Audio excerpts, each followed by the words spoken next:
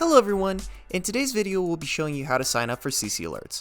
CC Alerts is an emergency safety notification system that sends you a text and email if an emergency occurs on any of the campuses and learning centers. With that said, let's get started. First go to www.cochise.edu. When you get to the main page, go up to the upper right hand corner and log into your MyCochise account.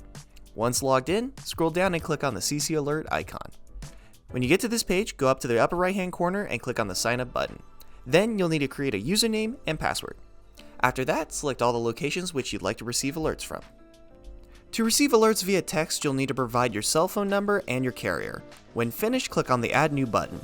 This will send a confirmation code to your phone, which you'll then need to type into the prompt on screen. Setting up email alerts is a similar process. Input your preferred email address and click the Add New button. You'll then receive a confirmation email which you'll need to open in order to validate your email address. Once you've confirmed your email and cell phone, you're all set. If you have any questions or need additional assistance, please call Risk Management at 520-515-5455. Thank you so much for watching and click the subscribe button for more videos.